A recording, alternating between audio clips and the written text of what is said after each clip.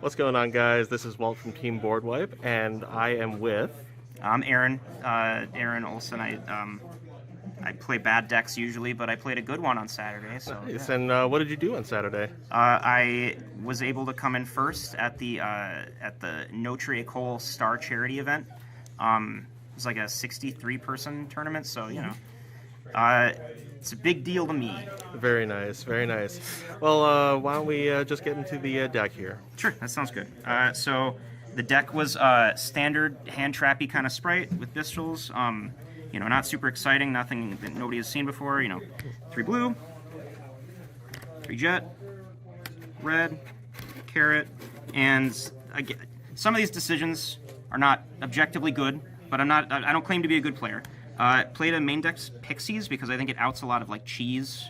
Sure. You know, if people put you under a floodgate and you have to end on like a swap frog and nothing else, having one of these in hand literally has saved me before.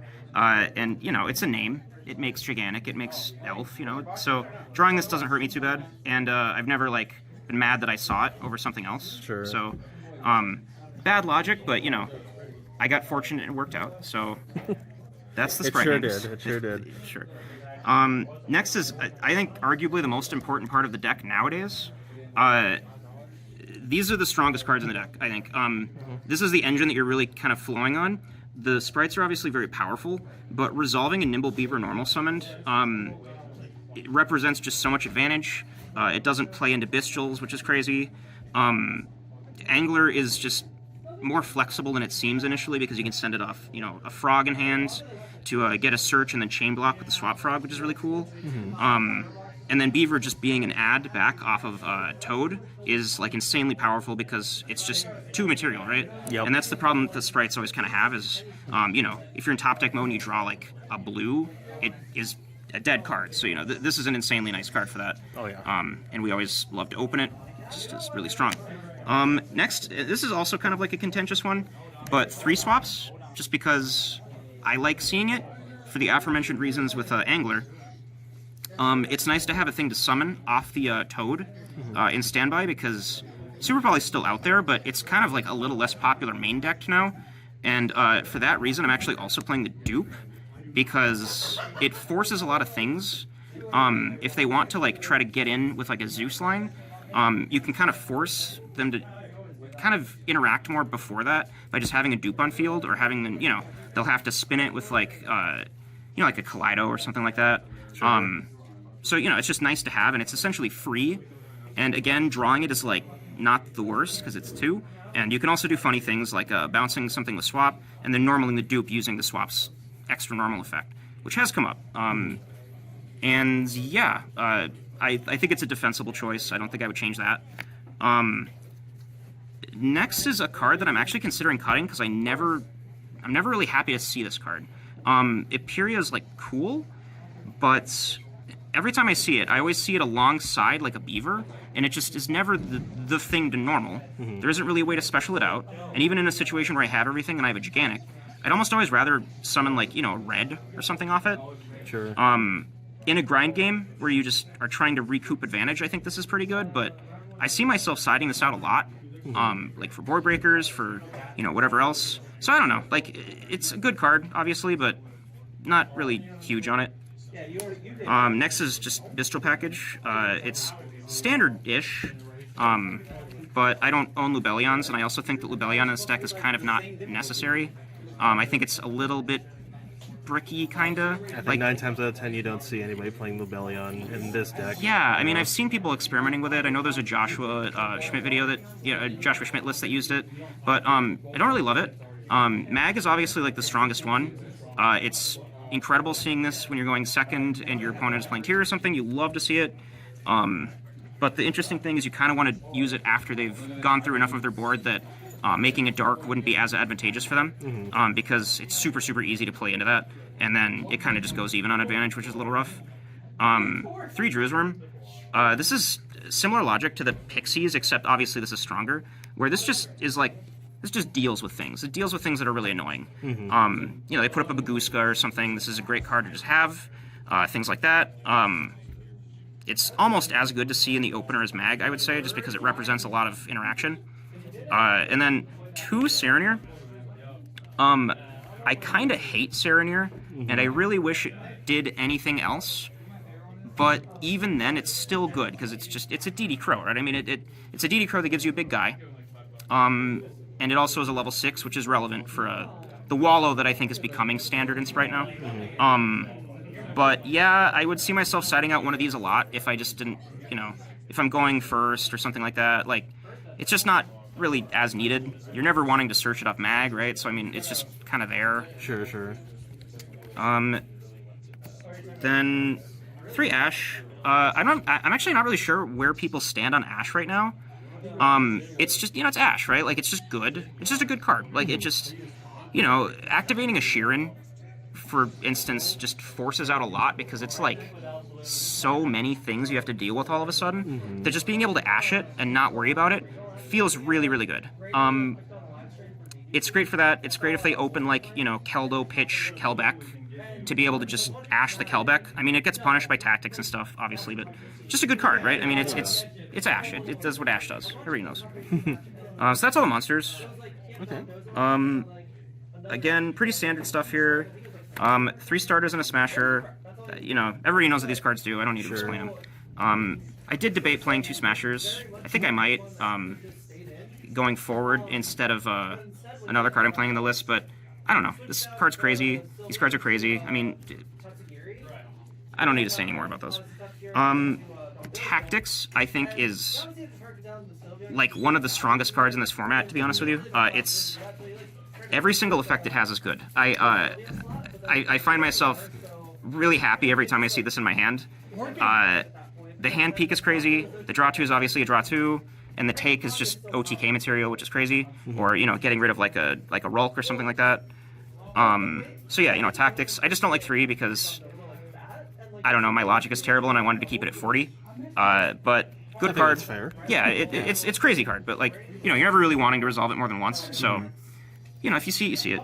I don't own Prosby. Well, I own 1 Prosby, but I don't know. I don't actually know if I really like Prosby in this because... Oh, you're not playing Prosby? I'm not playing Prosby because, for one thing, I wanted to keep it at 40.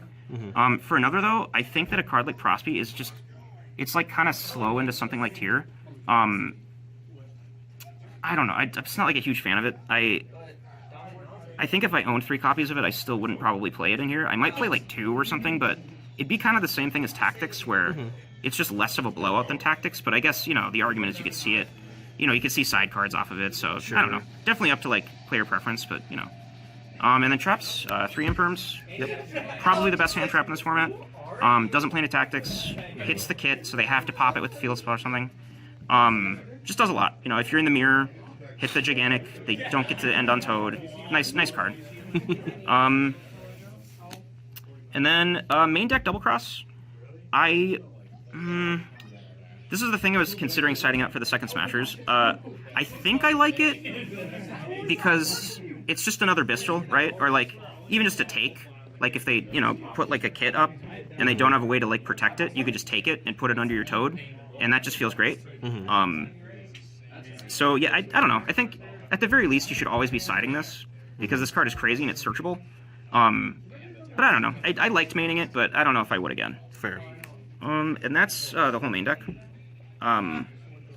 Extra is super cookie cutter. Nothing really huge to talk about. 2 Gigantic, standard. Toad, insanely powerful card. Onibimaru, I don't like this card a whole lot, but you kind of have to play it because you just need something that can just clear a guy without popping it, obviously. And this just kind of fits the bill. I end up using this to make Zeus a lot too when I don't want to fire the Mosquito yet. Sure. Just because, it's big. It's big-ish. But then, Mosquito. This card is insanely good. Yes. I went into this tournament thinking, like, okay, it's fine. It's a good card. It's, like, theoretically better than Centauria. And I'm very convinced now that it's better than Centauria, because this card will kill a lot of the time. Yeah, I'm always saying this, honestly. It's very, very easy to OTK with this card, if you just kind of understand the way it works and understand what you should be attacking into. Because it has like a lot of little intricacies, like the effect doesn't target. So like when you put the token on something, you can put it on something that's under an elf, you can put it on, whatever. it's a crazy good card, and I would never ever play this deck without this. Next, Downward Zeus. Again, you just kind of have to. Like, it never really feels good into a tier board unless you forced out a lot of their stuff. But format Zeus is always going to be format Zeus. It's always going to be at least okay. And against the Mirror, against Rogue, it's a board wipe, right? Like, I don't know. What is there to say about it? And then board wipes. Yeah, I hear there's a whole team of those actually. Yeah. So then Wallow. Don't end up making this terribly often. But it's essentially like another it's another double cross, which is really cool. And it also can just make your guys really huge. Like if you could just make this at the end of like a tier combo, if they just don't negate the right stuff, it's going to be massive, and your whole board's going to be enormous. So, good card. You need some kind of 6 to just get rid of your Bystials, I would say. If you don't, or if you're not in a position to make like Dark and steal something, it's a good card. Links, Sprint, standard. You got to dump the Angler somehow, and it's good. 2 Elves. It never comes up. You really need 3. But yeah, insanely good card. Masquerena, it's part of your end board if your board's really crazy, like if you just open everything. And I guess I'll just Masquerena target. Avermax is really, really hard for tier to out, actually. Especially if it's made with Masquerena and they can't pop it. It's untargetable, and as like a nice little bonus, if you end on this, like if you end on Masquerena plus Toad, you can like standby phase, detach off Toad, summon the dupe, and then once you get kind of spooked out, and you've already fired the elf, like you've done a Toad negate or something, you can Masquerena into this, and then suddenly there's a dupe and an Avermax, and they literally can't Zeus you, because they can't attack in, right? Like it's a dupe block. Yep. So that's something that comes up a lot, actually. And then Dark, because, it's Dark. You need something to link off for your Jerusalem. And honestly, most of the time when I make this, that's the only reason I'm really making it. Because obviously stealing is crazy, but just getting a thing to use the Jerusalem on when you can't use like your Sprint or something like that to chain block it is it's just good, right? Like because they have to like interact with the Jerusalem then, and then if they do, you can Dark Steal something, and then you have a ton of material now. So crazy good card. It's also like not the worst thing to end on if you're in a position where you have to, because they got to pop it or something like that. Then you get a search, which is cool. And then this is like kind of not incredible. Honestly, the only reason I'm playing this is because I don't own a copy of the Virus Codebreaker guy, the link to. Okay. And I needed a Baguska out. And then also, interestingly, and I didn't really plan around this, but it did end up working out, you can pitch Angler off this and just proc the Angler, which in scenarios where you open both Anglers actually does happen. So I just like that. I mean, then if you are in a scenario where you don't want to have to swap send the Angler out of your hand, this works too. If you're going second, like I guess mostly, but I don't know. I probably would swap this for something else, but it does the job-ish. For sure. So that's the extra. And then side, 3 Fenrir. This card is ridiculously good. It forces out a lot of interactions. It's a big guy. Literally goes even on card. Doesn't even go even. It pluses you 1, which is really, really awesome. Love this card. I think I would put this in a lot of sides nowadays, honestly. Red Resonator has a really cool effect where if you normal summon it, it actually lets you special summon another card from your hand. So that can be really good on card advantage, and that's the only reason I'm playing this card. Not for time. I don't know what you're actually talking about. Oh yeah, you're time right. is It's a construct. We'll move on. Dark Ruler, I literally never ever sided this in because I never really wanted to, because of specifically the Mosquito. Now, honestly, on paper, this is obviously really good, but even in the mirror, there are better options to side into that I would prefer.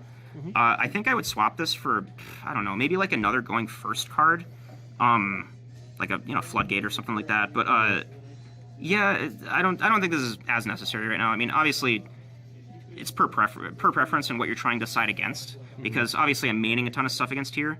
But good card, but I didn't really love it here. The thing I liked a lot better, and the thing that I would not leave without right now, is the Swords of Concealing Light. Interesting. This card is literally better than Dark Ruler in almost every single matchup. If you drop this on tier, they literally need to negate it, or else all of their back row is offline, their Rolk is offline, and even if you don't like kill them that turn, this is an annoying card to deal with. They have to get rid of it, or like shuffle away their things. If you flip down a like a Kaleido Heart, they can't use it as fusion material, so it's just there. They can't change the battle position, so it's stuck like that. This card's like really sleeper. It's not a once per turn or anything, so if you draw it, like the only reason I'm not playing 3 is because I own 2. I would be playing the 3rd though if I had it. It's a really great card. It won me like at least 5 games. I'm not exaggerating. You flip down a whole like Spright board. You flip down the tier board. It just does a lot. Love this card. I might have to steal that tech. That's kind of nice. I don't know if it's like brand new or anything. I didn't come up with it. I don't remember where I saw it, but people are turning to that now because of Kashtira for the future. This literally will be better than Dark Ruler into Kashtira. Yeah. But yeah. Next, another card I will never ever make a side deck without. Evenly Matched is a card that I think is like questionably legal. This should be a once per turn. Mm-hmm. I don't know why it's not. It's so powerful. And in the final round, I drew 2 of these in my opening hand. I was going second. I dropped 1. Board wiped. It was into Scareclaw. Shoutouts to Kyler. That deck is sick, and he's a good player. And then I made a whole board. He went in turn 3. Dropped the Dark Ruler. I was like, well, all right. I had another evenly in hand. He clears my whole board, end battle phase. I just dropped the second one, and that was basically game. I felt really terrible, but good lord, this card is so powerful. I would say no deck should ever be without this. I think this card is ridiculous. Mm-hmm. And then finally, I just needed a going first card. I didn't think about this at all, and I would probably change this to something else. I'm not really sure what. Maybe even just Dim Barrier, for the mirror or whatever. But anti-spell is fine. Stops Dark Rulers, stops their field spell if they're playing tier, stops a lot of stuff. Mm-hmm. Forces out the super poly if they have it in their hand before you fire your totally awesome to summon the dupe. In that scenario, if you're still keeping that in, but but that is the entire list. Awesome. Well, thank you for sharing that with us. Yeah. Do you have any shout outs you'd like to give? Well, once again, Kyler Lemieux, cool guy, good deck builder, really fun to play against. We chat a lot about deck ideas and stuff like that. Sandesh for being the easiest whipping boy of all time. Whenever he brings Despia, I will step to that any day of the week. That man Joey Miskweek, the Earth Machine Chad. I promise I will be back on that deck eventually. It's just hard right now. But shoutouts to him. Shoutouts to my man Walter behind the camera here. One of my favorite dudes at TGG for sure. Shoutouts to TGG, great store. I love playing here. Shoutouts to Konami for not dropping a ban list yet, but we can hope, we can pray. And I guess to finalize, shoutouts to anybody who's still playing this game right now, because a lot of people are not, and I don't blame them. But yeah, hopefully the format kind of evolves and morphs a little bit in the coming months as Photon comes out. But yeah, thanks so much for having me. Awesome. Well, thank you, and congrats on your win. Thank you. Cheers. Absolutely.